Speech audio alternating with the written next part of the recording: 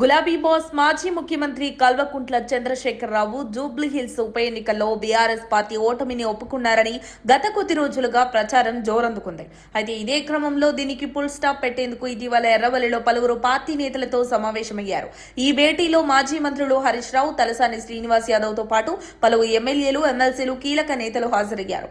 జూబ్లీహిల్స్ ఉప ఎన్నికపై కేసీఆర్ వారితో చర్చిస్తూ ప్రస్తుతం నియోజకవర్గంలో నెలకొన్న పరిణామాలు, చేరికలు, ప్రచార శైలి తదితర అంశాలు చర్చకు వచ్చినట్లు సమాచారం.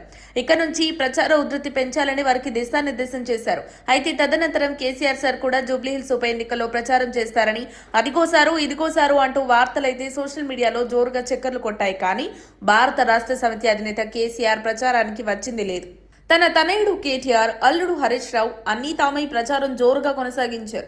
మాగంటి గోపీనాథ్ మరణంతో నేడు జరుగుతున్న ఉప ఎన్నికలో భారత రాష్ట్ర సమితి అభ్యర్థిగా ఆయన సతీమణి సునీత పోటీ చేస్తున్న సంగతి తెలిసిందే.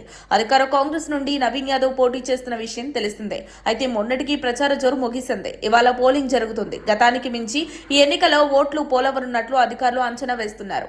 ఇంతవరకు బాగానే ఉంది. కానీ కేసీఆర్ సార్ జూబ్లీహిల్స్ లో బీఆర్ఎస్ ఓటమిని ఒప్పుకొని ప్రచారానికి రాలేదా, లేదంటే అనారోగ్య కారణాల వల్ల ప్రచారానికి వెళ్లలేదా అనేది పొలిటికల్ సర్కిల్స్ లో గుసగుస వినిపిస్తోంది. బీజేపీ, కాంగ్రెస్ శ్రేణులు మాత్రం కేసీఆర్ తమ ఓటమిని ముందుగానే పసిగట్టి ప్రచారానికి దూరమయ్యారని ప్రచారం చేస్తున్నారు. ఇదే క్రమంలో 2 రోజుల క్రితం సీఎం రేవంత్ రెడ్డి మాట్లాడుతూ కేసీఆర్ బీఆర్ఎస్ పార్టీని గెలిపించమని కోరలేదని చెప్పుకొచ్చారు.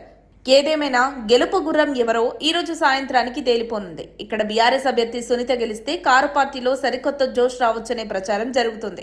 ఇక అధికార కాంగ్రెస్ అభ్యర్థి గెలిస్తే మాత్రం త్వరలో జరగనున్న సర్పంచ్ ఎన్నికల్లో బీఆర్ఎస్ స్థానాన్ని బీజేపీ కొట్టేనున్నట్లు విశ్లేషకులు అంచనా వేస్తున్నారు. మరిన్ని అప్డేట్స్ కోసం మా కాయ్ టీవీని సబ్స్క్రైబ్ చేసుకోండి. మా వీడియో కనుక మీకు నచ్చినట్లయితే లైక్ చేయండి, షేర్ చేయండి. మీ విలువైన అభిప్రాయాలను కామెంట్ బాక్స్లో తెలియజేయండి.